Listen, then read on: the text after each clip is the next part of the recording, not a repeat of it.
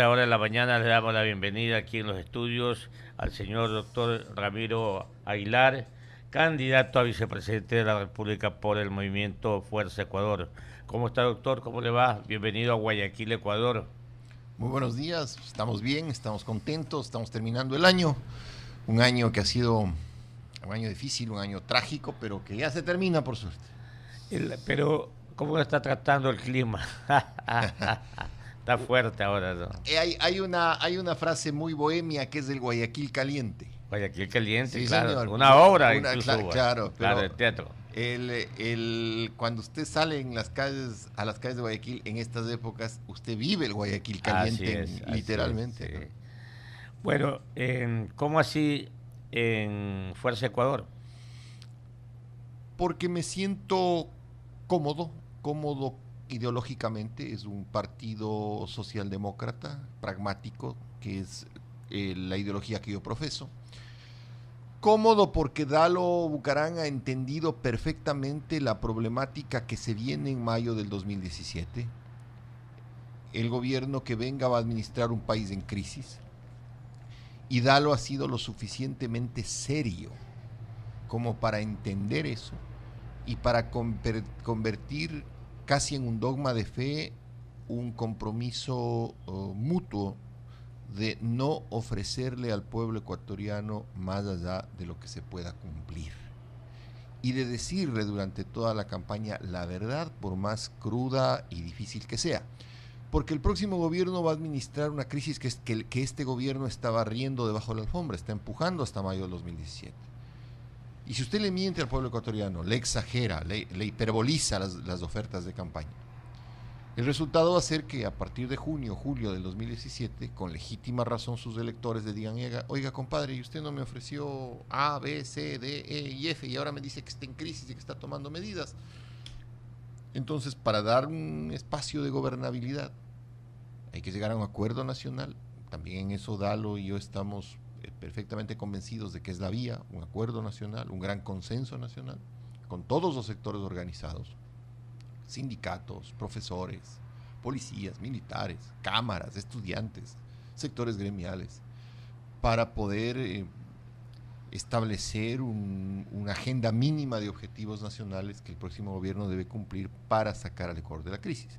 Y esta agenda mínima de objetivos nacionales, que ya veo que además se están transformando en objetivos nacionales, porque veo muchos binomios hablar de lo mismo, y eso es bueno, porque entonces lo que son postulados de campaña de un movimiento se transforman en objetivos nacionales, y estos son la lucha frontal y firme contra la corrupción, la reducción del gasto público para poder tener la razón y el justificativo para reducir impuestos, porque el ecuatoriano está hasta el cuello de impuestos, pero usted no puede reducir impuestos si no reduce paralelamente el gasto público.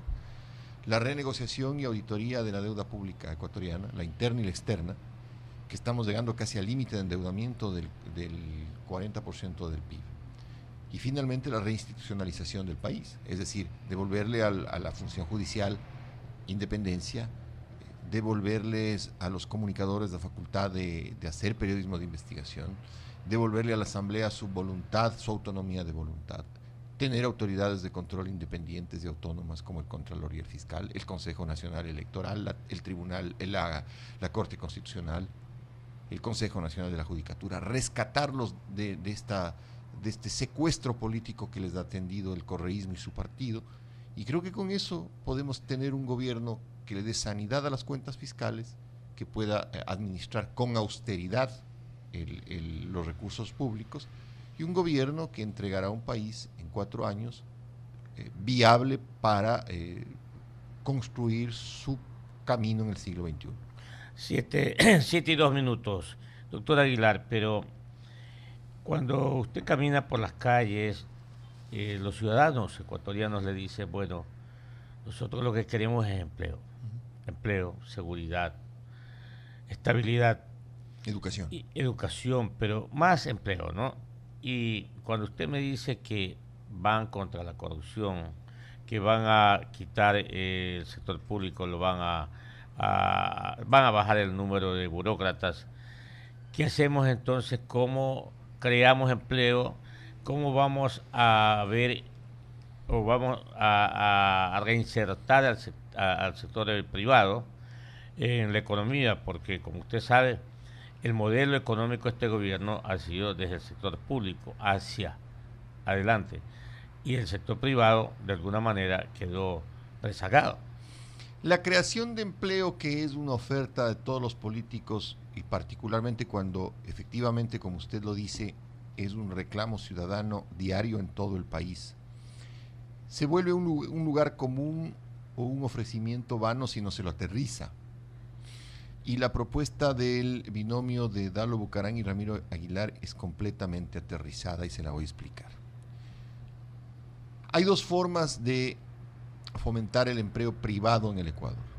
Yeah. ¿Y por qué subrayo el tema del empleo privado? Porque efectivamente, como usted también lo ha afirmado con exactitud, el modelo económico del correísmo creó como único y mejor empleador al Estado. Por eso es que los sueldos en el Estado son sueldos que no son competitivos con el sector privado y se crearon innecesariamente puestos en el sector público para poder dar empleo, en el entendido de que ese empleo del sector público era un canalizador de dinero hacia la economía, ¿no? Cuando fracasa el modelo, porque el Estado se queda sin dinero, y cuando fracasa el modelo, porque entonces usted colapsa con una burocracia que no es óptima en términos de que hay 5 escritorios para hacer un trámite, y obviamente eso colapsa incluso la propia gestión de la administración pública. Usted debe plantearse conceptualmente la solución. Y la solución es que el empleo debe venir del sector privado, primer lugar común, es decir, todos le habrán dicho lo mismo. El matiz está en cómo lo logra. Mire, nosotros estamos muy claros en que el emprendimiento y el empleo deben generarse desde la base de la actividad económica en el Ecuador. Y la base de la actividad económica en el Ecuador está constituida por un segmento al que poca gente le da la dimensión y la importancia que tiene, que es el segmento de la economía popular y solidaria. Solo para darles cifras, hay más de 9.000 organizaciones que involucran al sector, hay más de 5 millones de ecuatorianos que son socios de cooperativas de ahorro y crédito, hay organizaciones agrícolas, organizaciones ganaderas, organizaciones agroindustriales, asociaciones, a través de las cuales el Estado puede optimizar sus recursos, dar un capital semilla para fomentar el emprendimiento. Ese capital semilla, aparte de que fomente el emprendimiento, genera empleo para el nuevo emprendedor, con un acompañamiento del Estado, para decir, oye, te estoy dando un capital semilla, te voy a dar un plan de negocios, vamos a ver qué tan factible es tu inversión. Esto se hace a través de la CONAFIRS, de la Corporación Nacional de Finanzas Económicas Populares y Solidarias. Cuando el negocio ha llegado a un punto de equilibrio, el Estado desinvierte, es decir, retira esos fondos van a un fondo de promoción de la economía popular y solidaria y hace la misma operación con otra persona o con otra organización del segmento. Eso logra que los incentivos se canalicen a través de organizaciones ya hechas, que son las de la economía popular y solidaria, repito, asociaciones agrícolas, asociaciones ganaderas, cooperativas, etcétera, y que haya una posibilidad de desinversión del Estado cuando ya sea el negocio emprendido, y esa desinversión vaya a un fondo de promoción de la economía popular y solidaria que se utilice nuevamente para promover el sector. Esto en la base de la pirámide del sector económico. Y llamémosle en la parte alta de la pirámide, no por la densidad de población, sino por la magnitud de la inversión. Otra cosa que le dirán a usted siempre y que se ha transformado en un lugar común es el tema de la inversión extranjera privada. Hay que traer inversión extranjera privada, le van a decir todos los binomios. El tema es cómo hacerlo y hacia qué sectores hacerlo. El Ecuador, en temas de inversión extranjera y a propósito de la firma del tratado del acuerdo comercial con la Unión Europea, y teniendo además un indicador como es la balanza comercial no petrolera, que le dice que en el único rubro en el que somos positivos es la balanza comercial agroindustrial, es decir, solamente en productos agrícolas y agroindustriales, en nuestra balanza comercial exportamos más de lo que importamos. Entonces ahí está el cambio de matriz productiva. Tenemos que fortalecer también las actividades agrícolas y agroindustriales, haciéndolas competitivas y más baratas que en Perú y Colombia. Es decir, no puede ser que un galón de fertilizante, por ejemplo, cueste en Perú el 50% o el 60% menos de lo que cuesta en el Ecuador. Entonces ahí también habrá que crear incentivos, tratar de subsidiar al sector agrícola para volvernos exportadores y utilizar el acuerdo con la Unión Europea con productos agrícolas exportables en cantidades importantes, porque el acuerdo funcionará solo si tenemos cosas que venderles a los europeos y dinero para comprar lo que los europeos tienen que vendernos. Esa es básicamente el área donde debe traerse inversión extranjera. Porque en el tema de la minería, y en el tema de la minería en general, y en el tema de la explotación petrolera, yo creo que el Ecuador está llegando, en el tema petrolero, al final sus días. Uh-huh. El Yasuní debe suspenderse, en eso Dalo ha sido muy claro, la explotación en el Yasuní tiene que suspenderse, porque además esa es una necedad del presidente, que está afectando no solamente el medio ambiente, sino que está afectando a las relaciones entre las comunidades indígenas y el Estado ecuatoriano, porque no se respetaron las consultas previas, que es parte de sus derechos constitucionales e internacionales. Y vemos hasta con cierta repugnancia cómo en estos últimos meses el gobierno está concediendo los últimos campos petroleros que tenía el Ecuador, entre ellos del campo Sacha, a compañías petroleras que ofrecen invertir, pero a cambio le están dando anticipadamente, entre comillas, montos importantes del dinero al gobierno, que no son otra cosa que préstamos garantizados con los barriles de petróleo que la compañía pueda sacar de los respectivos pozos. Esos contratos habrá que revisarlos, habrá que ver si fueron legítimamente celebrados, si hay equilibrio contractual en las relaciones entre las partes, equilibrio económico del contrato. Pero tampoco creo que el mundo petrolero nos dé mucho más allá de que tenemos que resolver el problema no solamente para los 4 años siguientes, sino para las generaciones siguientes. Y en el tema minero, mire, yo cuando era asambleísta le pregunté al ministro de Minas, de aquella ocasión, cuando fue a la comisión, le dije, oiga, ¿y usted tiene mapeadas las reservas mineras del Ecuador? O sea, ¿sabemos exactamente qué tenemos en el subsuelo? La respuesta fue no.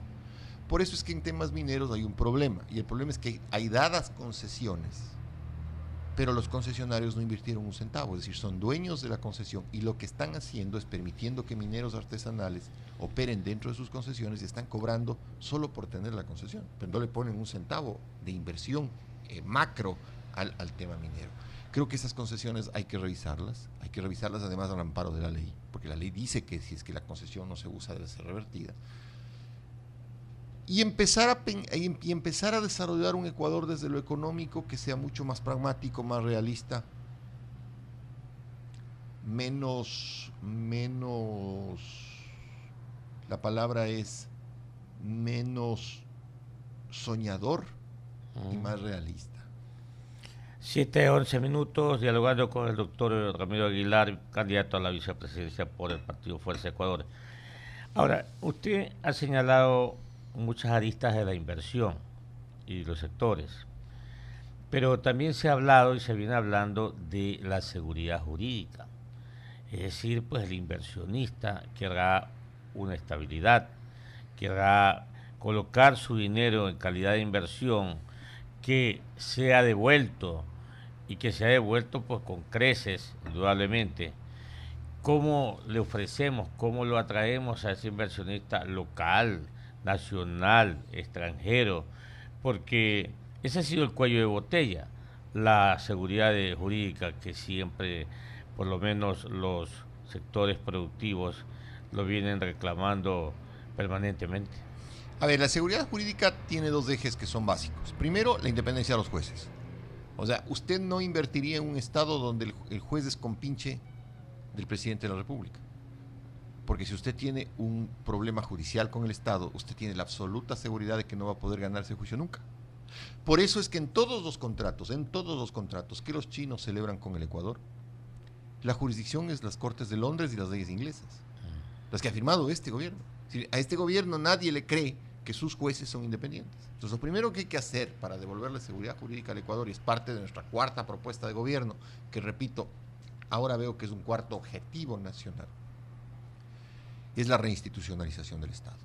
Devolverle la independencia al juez, que el juez resuelva un caso, Clever, como le enseñaron en la Facultad de Derecho, no como le pide el ministro del Interior o el ministro de Justicia por teléfono que resuelva. Y la segunda cosa es dar estabilidad en 3 áreas de la actividad normativa. Estabilidad tributaria. Si usted no puede invertir en un país que le cambie las reglas de juego impositivas o tributarias cada 6 meses. Yo mismo, cuando fui asambleísta en la Comisión de Régimen Económico, habré conocido no menos de unas 4 o 5 reformas tributarias. Y en algunas cambiábamos lo que habían hecho antes en un proyecto por hacerlo de emergencia y al apuro. Entonces, estabilidad tributaria. Segundo, hay que tener muy claro cuál va a ser el régimen laboral. Porque también un inversionista privado quiere saber cuál va a ser el régimen normativo que va a aplicarse en sus relaciones con sus trabajadores. Y nosotros somos un partido socialdemócrata, un partido que protege a los trabajadores, que protege los derechos de los trabajadores porque entiende que la relación laboral es una relación desigual.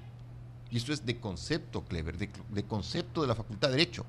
Por eso es que la ley debe proteger al trabajador, porque en la relación contractual entre el empleador y el trabajador siempre hay una relación desigual y gana el empleador, porque el trabajador es el que necesita el trabajo y el empleador es el que puede poner las condiciones. Entonces, nuestra posición al respecto es dar estabilidad normativa, pero siempre protegiendo al trabajador. Y el tercer punto en el que usted tiene que tener estabilidad normativa es en el tema comercial. Es decir, Clever, por solo le pongo un ejemplo, liquidar una compañía en el Ecuador es un dolor de cabeza. Usted puede constituir una compañía con cierta rapidez, pero liquidarla es complicadísimo. Usted en liquidar una compañía se demora años, y usted en crear una compañía se demora no lo que debería demorarse en un país moderno. Y el trámite burocrático del tema societario es tener relaciones no solamente con la superintendencia de compañías, sino con el servicio de rentas internas, con el municipio en el pago de patentes. Entonces yo creo que hay que simplificar los trámites relacionados con el tema comercial para hacer del Ecuador un país que sea apetecible y sencillo en términos, amigable y sencillo. Viable para el inversionista extranjero. Pues, o sea, si yo tengo en Colombia un país sencillo, simple, me apetece ir allá, pues. Claro.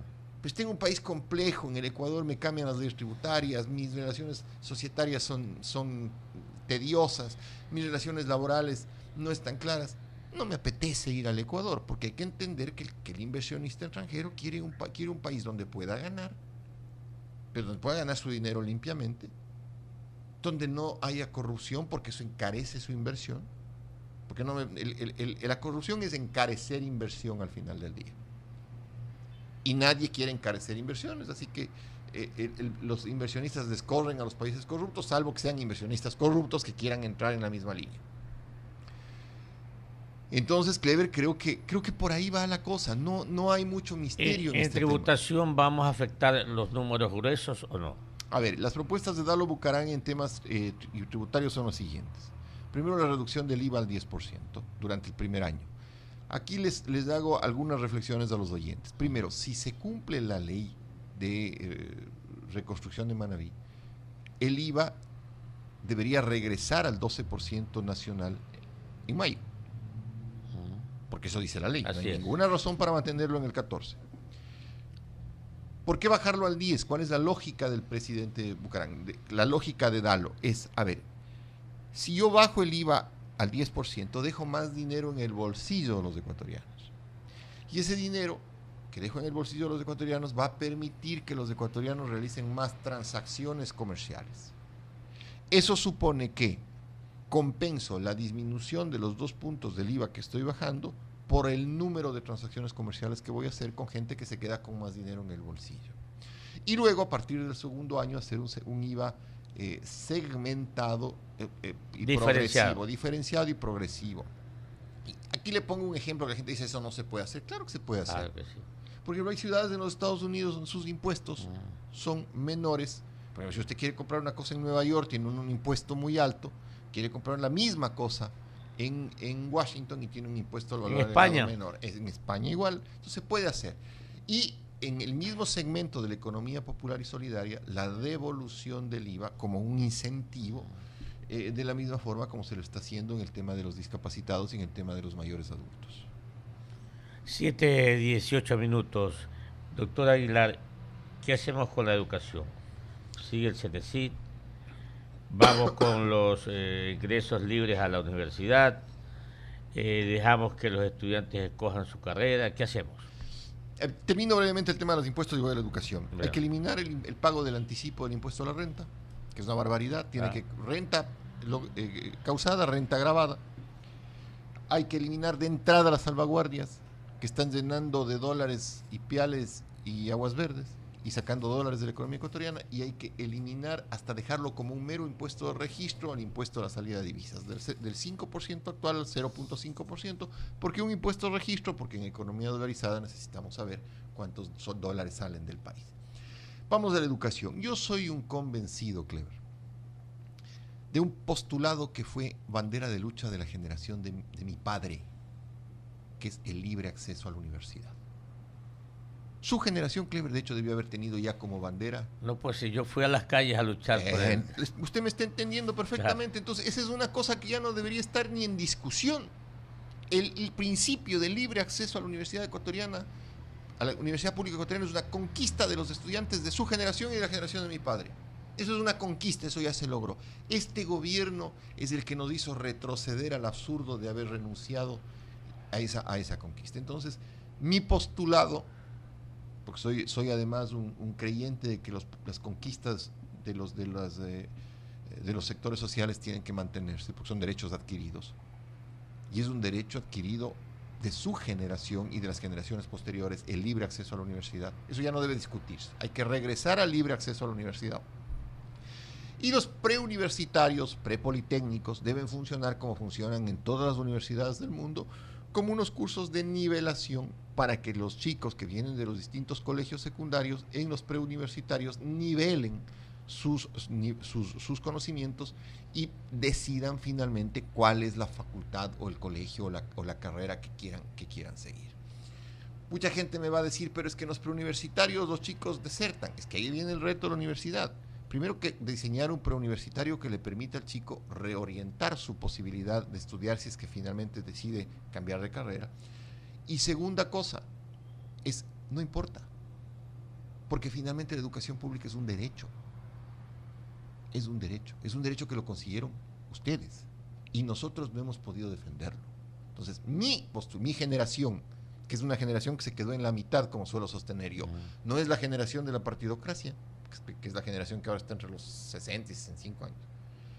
Y no es la generación de los chicos de ahora que vinieron voraces a llevarse el país hasta con ruedas, ¿no es cierto? Los que lograron ser burócratas, porque hay un montón de jóvenes atrás de ellos, en cambio, que están viendo con desesperación cómo el país no les da alternativas. Mi generación tiene la obligación de dar respuestas a la juventud y de respetar los derechos adquiridos por las luchas populares a lo largo de los años. Entonces, en educación, ese es mi postulado, el postulado de Dalo Bucaram. Y de los tres organismos que existe el CEACES, el CEAS y la CENESID, hacer un organismo, pero que en su composición tenga un representante del Estado y también esté compuesto por representantes de las propias universidades públicas y privadas, porque eso respeta también el principio de autonomía universitaria, que es otra de las conquistas que logró su generación. Son las 7:22 en Huancavelica 8:30 AM. Ahora, hace poco decía usted con respecto a estos intercambios comerciales entre Europa y Ecuador, y citó agroindustrial. ¿Qué va a hacer el gobierno de Bucaram Aguilar en materia del sector agrícola? A ver, lo primero que hay que hacer es incentivar al sector agrícola organizado a través, le digo, de estos segmentos de economía popular y solidaria, y organizado a través de los exportadores de banano, de los productores de banano. Mire, yo en la comisión también hablo con hechos, porque me gusta hablar con hechos, yo creo que hay que reivindicar el trabajo que uno ha hecho. Y yo en la comisión fui uno de los defensores más radicales de los pequeños productores bananeros, en cuanto al valor de la caja de banano la posibilidad de que paguen un impuesto único en temas de impuesto a la renta. Porque entiendo que hay que proteger nuestras exportaciones, pero la protección de las exportaciones, Clever, tiene que darse básicamente con un correlativo que es necesario, que es la organización de los productores. Porque la organización de los productores es la que permite también que el Estado pueda canalizar adecuadamente los incentivos, para que no sean incentivos como los que daba el Banco de Fomento, que terminó quebrando al banco. Es decir, el préstamo trucho, ¿no es cierto? Yo te doy el préstamo, me das una comisión por el préstamo, pero tú te quedas complicado porque tú te quedas con garantías por sobre todo el préstamo. Pues. Entonces, esa no es la salida. Esa es una forma de quebrar otra vez Ban Ecuador. Aquí la salida es canalizar capital semilla, hacer acompañamiento, crear incentivos que se distribuyan a través de las organizaciones de agricultores, de productores. ¿Qué hay con la tecnología? Eso hay que incorporar. Eso hay que incorporar porque eso es lo que da el valor agregado a nuestras exportaciones y es lo que nos va a permitir ser más competitivos en el mercado europeo. Entonces, valor agregado, el valor agregado le da lo agroindustrial, y lo agroindustrial nace de la aplicación de la tecnología. Ahora, ahí tenemos también que ser coherentes y tener políticas de importación de tecnología en las que el Estado no le cargue de tributos a los productos tecnológicos que vienen para actividades agrícolas. ¿Cómo hacemos con los costos de producción desde el sector público hacia el sector privado? Ahí el tema es bajar los costos de los insumos o hasta subsidiarlos. Buena parte de los países del mundo subsidian su sector agrícola. ¿Qué implica esto? Le repito, que si hay que importar fertilizantes, que si hay que importar material, abonos, urea, etcétera, el Estado no les cargue de impuestos, tengan al menos los mismos costos o menores de los que tiene usted en Colombia y Perú, y si es que es necesario subsidiar para impulsar al sector en un primer momento, en un primer envión, hay que hacerlo. Hay que hacerlo porque el sector agrícola en el Ecuador y el sector agropecuario necesita apoyo. Mire, y para que usted me comprenda más aún el tema.